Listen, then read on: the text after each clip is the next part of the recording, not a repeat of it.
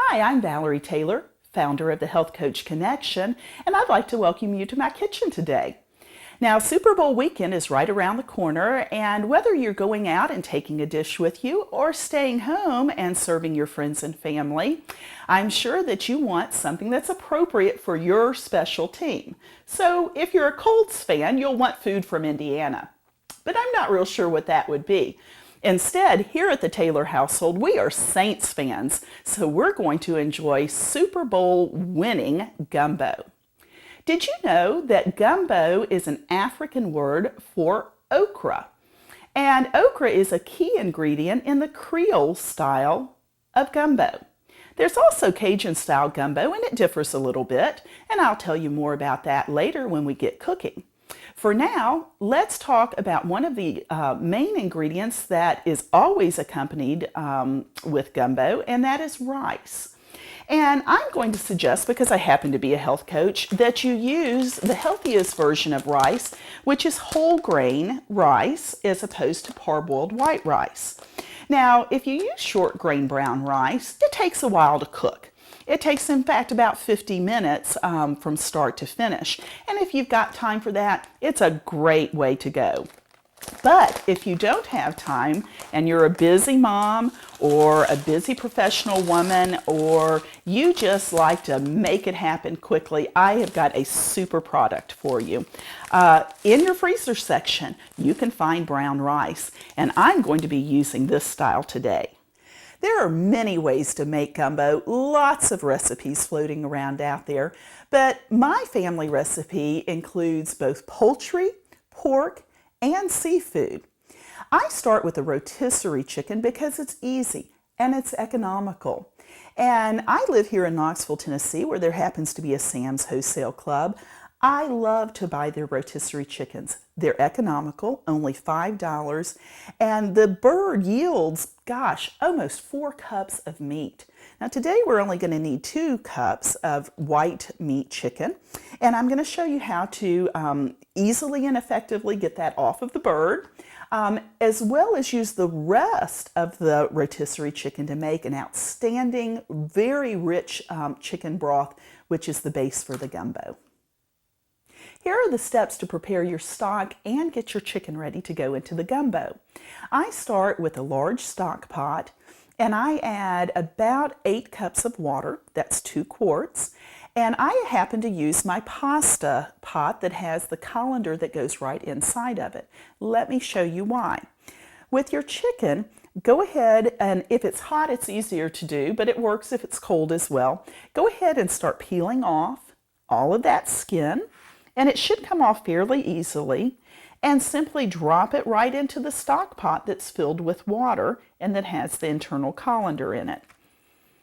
Now, once you get that breast meat off, all of this will fall apart fairly easily. I like to go ahead and pull the breast away from the rest of the bird. Simply run your finger down the center of the breast, and you can open up just like that to pull the meat off. Now remember, you want all this goodie that's on that rotisserie chicken to go right into your stock pot. So continue to remove all of this meat. I go ahead and separate out for this recipe the white meat from the dark.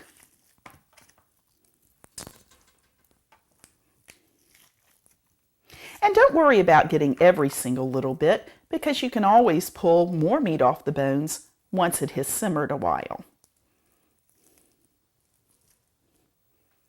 So there you have it. Now you'll continue with the rest of the bird, taking the dark meat off, and I usually put it off to the side and save it for another dish. But here's where the stock gets amazingly delicious. You've added the bones, you've added the skin, but I call this affectionately at the bottom of the rotisserie container the goo. Okay, that's where the flavor is packed in. And so be sure that you're getting all the goo out of the bottom of that pan. See, it's like jelly. If you need to put some water in there, pour it into the stock pot to get all of that out. That works very well. Now, once that's completed, go ahead and bring your stock pot with the bones and the skin up to a boil. As soon as it boils, turn it down and simply simmer it for no more than 20 minutes is really all it takes.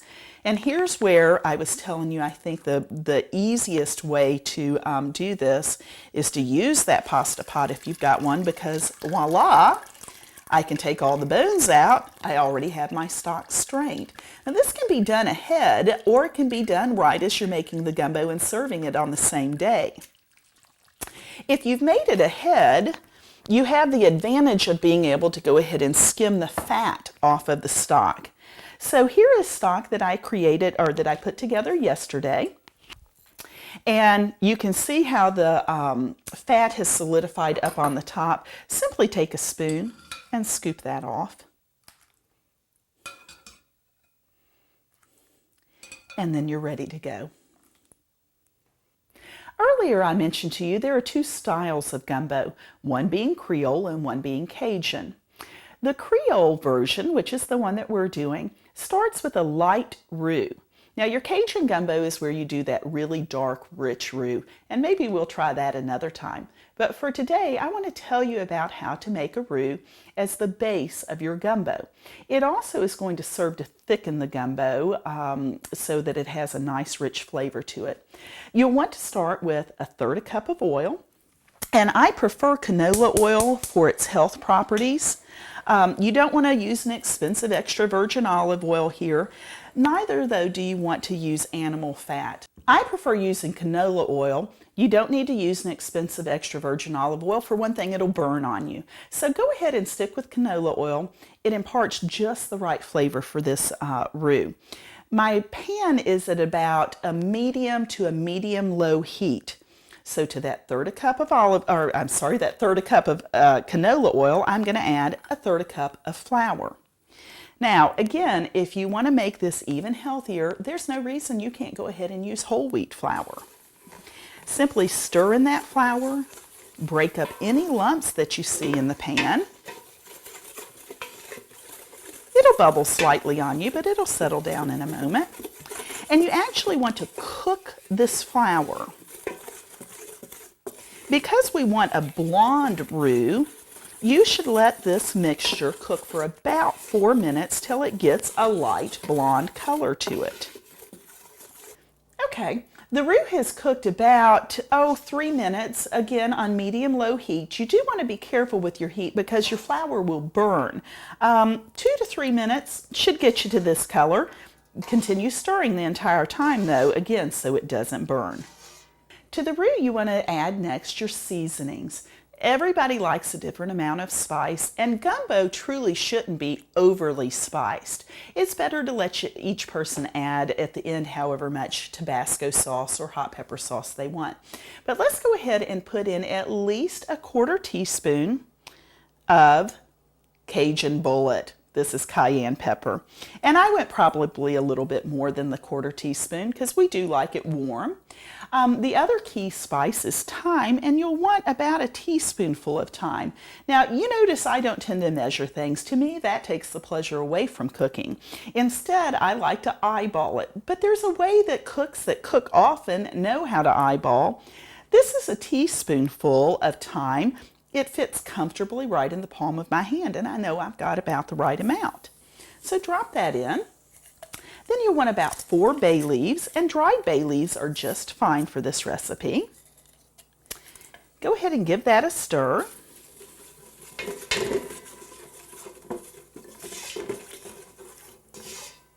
The next step is adding in your vegetables. Of course, what is good food if it doesn't have garlic in it? So put about a teaspoon of minced garlic into the bottom of the pan.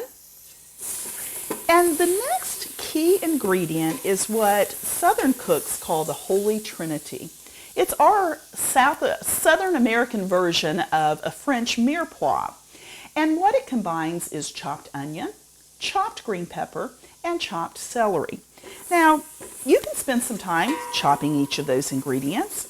And when you go to my website and get the written copy of this recipe, you'll see the total amounts that you need to get. But today, remember, we're talking about quick, simple, easy, and delicious. So I have a discovery for you. It is a mirepoix Cajun mix, already prepped up, frozen, and ready in your grocery store aisle. This happens to be a product that comes from Kroger stores, which are popular in the Southeast.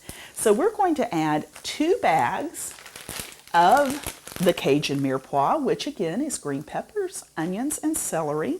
I'm going to open these up in just a moment and add them to our stock pot. Then I'm going to add in another real key ingredient to the Creole style of gumbo, and that is okra. Now, okra also works as a thickening agent because of the nature of that vegetable. In fact, this is a kind of a fun, interesting fact for you. Okra is actually an herb if you're looking at the genus scientifically, but we think of it as a vegetable. Again, super product, super easy to use. Vegetable gumbo mix. Doesn't get easier than that. 1 bag of the vegetable gumbo mix. Now this is kind of interesting. This includes some corn and some red peppers, which are not always found in gumbo, but I think they add nice color and nice flavor to the stew. And then I really like okra, so we're also going to add in a package of just okra. In addition to all those frozen vegetables that we just added to our stock pot, go ahead, open up and use a 28-ounce can of diced tomatoes. Please don't use the crushed. I think it kind of gets lost in the mix. Good diced tomatoes, a large can, and add in all the juices. And then that reserved stock that we had, it's about the 8 cups or 2 quarts. Pour that back in.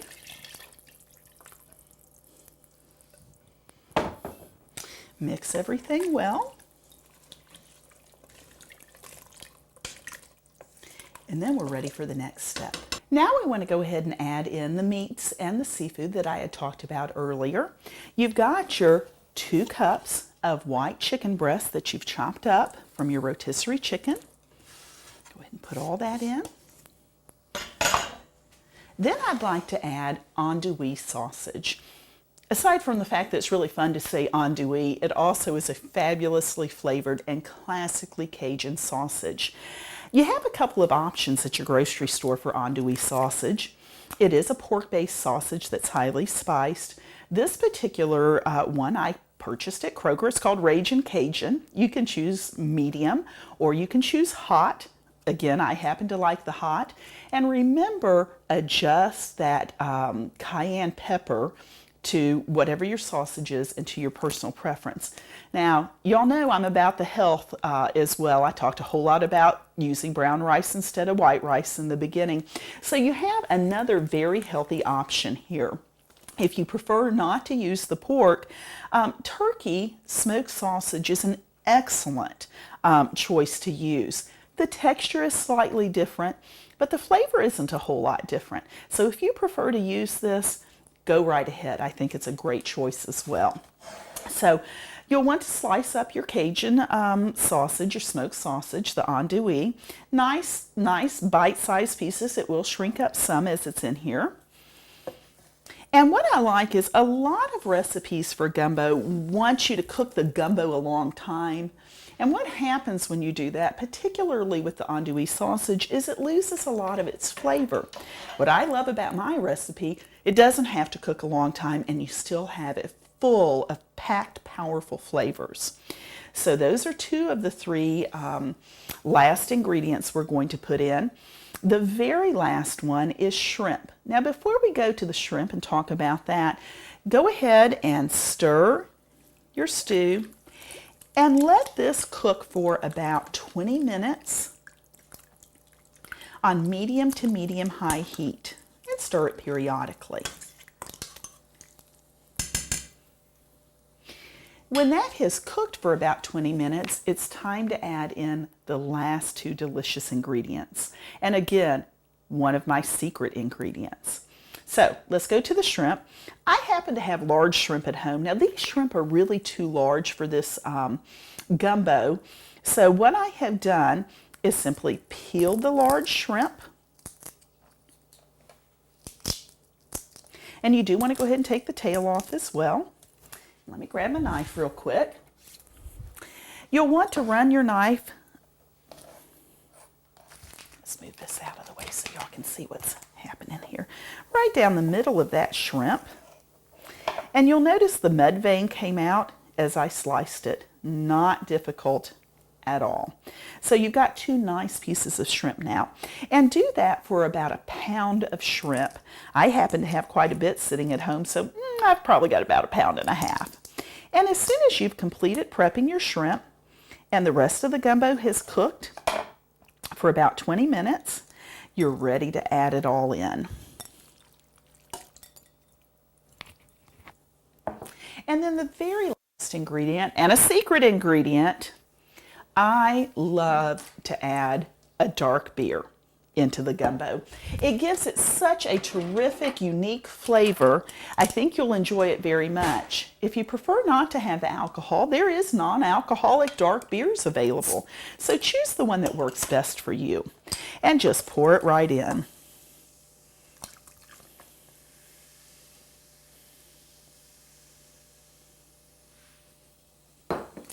At this point, I add some nice fresh ground black pepper.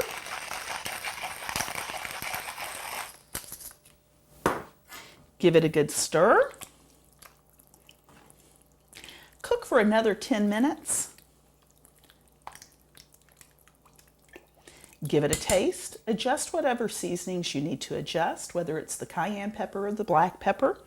And then we're ready to serve. I'll show you how to do that in just a moment. So your gumbo's now simmered for about 20 or 30 minutes. And remember, you always can make this up ahead and then simply reheat it. But if not, you've simmered your stew for about 20-30 minutes, and it's time to serve up a bowl. Now remember, we cooked our rice. In this case, I used the shortcut version and did the microwave frozen rice. I want you to go ahead and just put, maybe 1/2 cup in the bottom of your bowl. And we're going to add the stew right on top. The stew is about a medium consistency after this cooking time. If you prefer your gumbo to be a little soupier, you can always add some extra chicken stock or water. If you prefer it to be thicker, go ahead and cook it a little bit longer. There's nothing wrong with doing that. Just ladle up right on top of that rice. Be sure and get plenty of vegetables, seafood, the andouille sausage and the chicken, and some of that amazing broth.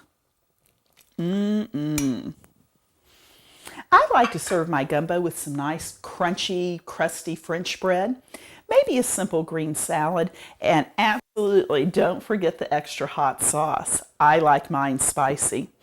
Now, I hope your team wins. And I hope that's because your team is the Saints. But regardless of the team that wins, you're going to win with this recipe in the kitchen. Let's see how it tastes.